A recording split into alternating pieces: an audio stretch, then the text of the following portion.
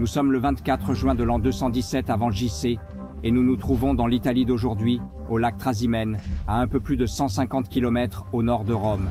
C'est le théâtre de l'une des batailles les plus célèbres de ce que l'on appelle la Deuxième Guerre punique, un affrontement monstrueux qui a duré 17 ans entre Rome et Carthage, en Afrique du Nord, mais aussi de toute l'Antiquité.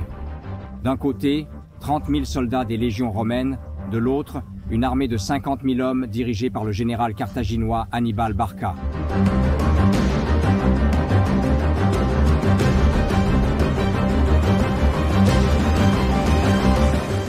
Hannibal attire les Romains dans une étroite bande de terre entre le lac et les collines, puis sa cavalerie bloque la retraite des deux côtés, et depuis les collines environnantes, l'infanterie carthaginoise qui attend là-bas s'abat sur l'armée romaine.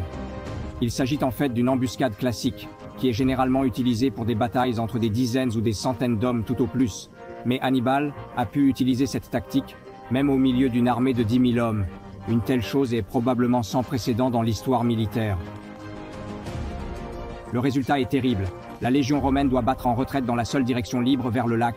Mais même là, les Carthaginois, connus sous le nom de Puniques à Rome, la conquièrent par milliers. 15 000 soldats romains, dont le commandant, le consul Gaius Flaminius, périssent, et 15 000 autres tombent en captivité. Seuls quelques chanceux parviennent à s'échapper.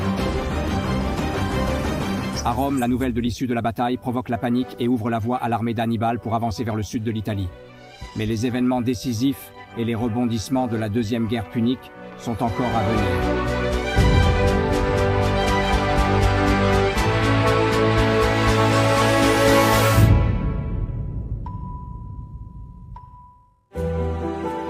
L'époque et la famille dans lesquelles Hannibal est né en 247 avant JC ont prédestiné le parcours de sa vie.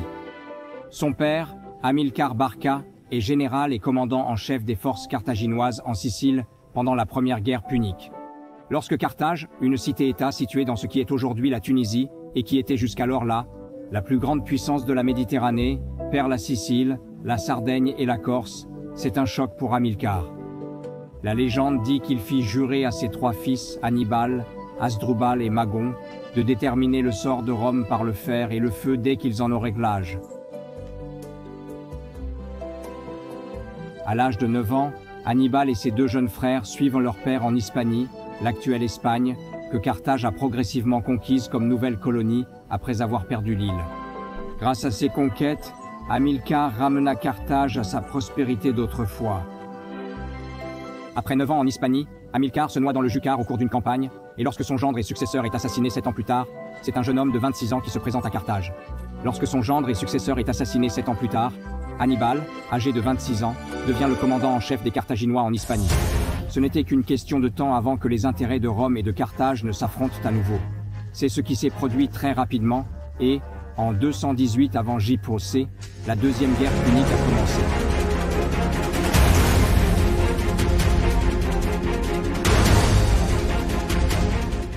Hannibal décida de ne pas attendre l'arrivée des Romains pour les rattraper. C'est ainsi que naquit une entreprise risquée qui, à l'époque, frisait la folie. Hannibal et ses 100 000 hommes franchissent d'abord l'Èbre, alors frontière entre les sphères d'influence carthaginoise et romaine, puis à poursuivre sa route à travers les Pyrénées, dans ce qui est aujourd'hui la France. C'est déjà un défi. En chemin, beaucoup de ces soldats meurent de maladie ou dans des batailles avec des tribus locales, d'autres désertent. Et 40 000 devaient être renvoyés sous le commandement de son frère Hasdrubal pour défendre le territoire hispanique contre l'attaque romaine attendue. Il lui restait environ 38 000 hommes et 37 éléphants de guerre spécialement dressés. Il prévoit l'impensable pour toute cette armée. Il savait que la plaine qui sépare la côte de la mer devant la terre était très bien gardée et qu'il n'avait aucune chance de passer. Il décida donc de traverser les Alpes enneigées. À la fin de l'automne, avec des gens habitués à un climat chaud, voire désertique. C'est l'enfer. Son armée est fauchée par le gel, la faim et les attaques des tribus montagnardes, si bien que lorsque Hannibal redescend enfin dans la plaine de Pannonie, après 15 jours interminables, il ne lui reste plus que 26 000 hommes. Mais lorsque les soldats d'Hannibal, épuisés à l'extrême, se ressaisirent, leur général renforça leur rang avec certains des tribus locales, qui s'étaient rebellés contre les Romains. Son pari commence à porter ses fruits. En décembre de l'année 218 avant JC, il décima les légions romaines sur la rivière Trebia, dans le nord de l'Italie. 30 000 soldats romains ne revinrent pas de la bataille. 6 mois plus tard, au lac Trasimène, la situation est similaire. Les cadavres recouvrent la surface, les survivants romains ont été vendus comme esclaves et les captifs des tribus locales ont été libérés. Hannibal tente de les convaincre de se battre ensemble contre Rome. Ces 2 victoires sont le résultat de la fantastique tactique d'Hannibal. Après elle, l'armée carthaginoise a évité la ville de Rome elle-même et s'est poursuivie en Italie, où elle s'est solidement implantée au cours de l'année suivante. C'était comme un mauvais rêve. Jamais auparavant un ennemi n'avait ravagé le cœur même de l'Empire romain.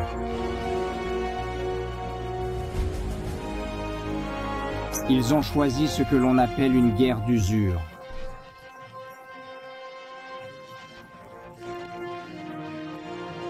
Ils lancent de petits raids ciblés contre les Carthaginois, tentant de les priver de ravitaillement et de nouvelles troupes. Hannibal lui-même traversa une période difficile, car il perdit la vue de son œil gauche à cause d'une inflammation non traitée. Cela ne l'empêche pas de piller toute l'Italie et de tenter de provoquer les Romains dans une dernière bataille décisive.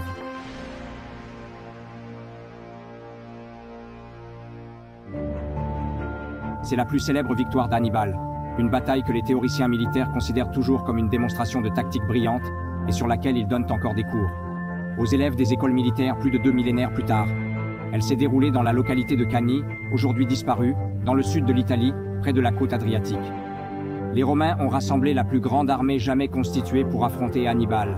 8 légions, plus de 85 000 hommes en tout. Hannibal lui-même ne disposait que d'environ 50 000 guerriers. Pourtant, il accomplit l'incroyable. Il laisse les Romains attaquer le centre de son infanterie. Ses unités reculent lentement, mais les flancs, où il conserve son excellente cavalerie, restent sous son contrôle. Les Romains se battaient essentiellement pour se frayer un chemin, dans un encerclement de plus en plus serré que la cavalerie carthaginoise finit par fermer. Le massacre est indescriptible, car les Romains impuissants, coincés au milieu de la bataille, doivent assister au massacre de leurs compagnons d'armes, par milliers en marge de la société avant de mourir.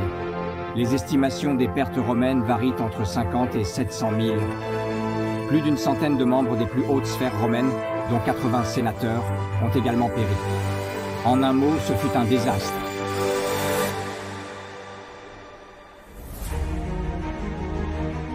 Cela semble incompréhensible, mais même ce triomphe n'a pas signifié la victoire de Carthage dans la guerre. Tout d'abord, Hannibal a refusé de marcher sur la ville de Rome elle-même et de s'en emparer.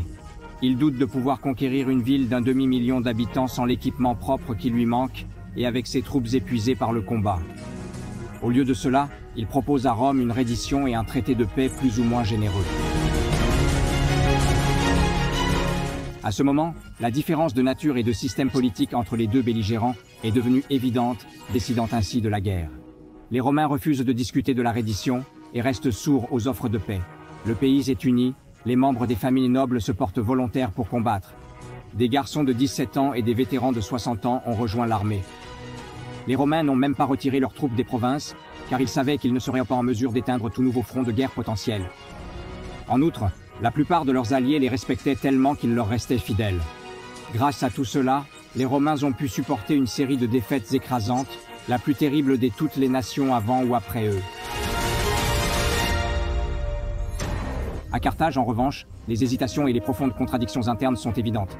Après la victoire de Cannae, les politiciens nationaux refusent d'envoyer en Italie les renforts et l'équipement demandés par Hannibal, préférant défendre l'Hispanie, attaquée par les Romains. Hannibal poursuit alors sa campagne en Italie encore pendant près de 13 ans. Il remporta d'autres grandes victoires, ne fut jamais vaincu, mais ne put décider de la guerre pour lui-même. Une fois, il s'est même trouvé devant les murs de Rome, mais il n'a pas osé les attaquer. C'est grâce à cela que le dicton Hannibal Anteportas a survécu. Aujourd'hui encore, c'est Hannibal ad porte, synonyme à Rome de danger mortel. L'espoir d'Hannibal s'est peut-être évanoui en 207 à Vessogicée, quand il devait rejoindre son frère Hasdrubal, qui avait aussi franchi les Alpes avec des renforts. Mais Hasdrubal avait déjà été vaincu lors d'une bataille sur le fleuve Météorus, en Italie centrale. Hannibal l'apprend de manière brutale. Des messagers romains lui apportent la tête coupée de son frère. Lorsqu'il la vit, Hannibal prononça les mots suivants. « Maintenant, je vois le destin de Carthage. » Il avait raison, car il avait trouvé à Rome un rival qui avait passé 10 ans à apprendre patiemment de lui. Publius Cornelius Scipio est l'homme tué par les soldats du frère d'Hannibal lors d'une des nombreuses batailles menées par son père et son oncle. Scipion a d'abord brisé la puissance carthaginoise en Hispanie, puis a persuadé le Sénat de lui permettre de naviguer directement vers l'Afrique et d'y mener toute la guerre à une conclusion victorieuse. Les deux grands guerriers se rencontrent à la veille de la bataille de Zama, où Hannibal propose la paix à Scipion. Celui-ci refuse. Si vous aviez pris Rome lorsque ses portes étaient ouvertes, nous n'en serions pas là aujourd'hui. Tu n'as pas terminé. J'y mets donc fin maintenant. N'en faites pas une affaire personnelle. C'est personnel depuis le moment où tu es venu sur la terre de Rome. Dans la bataille elle-même, Scipion élimine d'abord habilement l'attaque des éléphants d'Hannibal et à la fin, suivant l'exemple d'Hannibal, envoie sa cavalerie à l'arrière de l'infanterie carthaginoise. C'est fini. Hannibal perd la bataille et la guerre. Scipion lui témoigne au moins du respect, en n'exigeant pas son extradition. Mais les autres conditions de la paix pour Carthage sont très dures. Ainsi, bien que cela ait pu sembler impossible après la bataille de Cannae, la deuxième guerre punique se termine par une victoire écrasante de Rome. Carthage continue d'exister, mais le moment approche où elle perdra la lutte pour sa survie.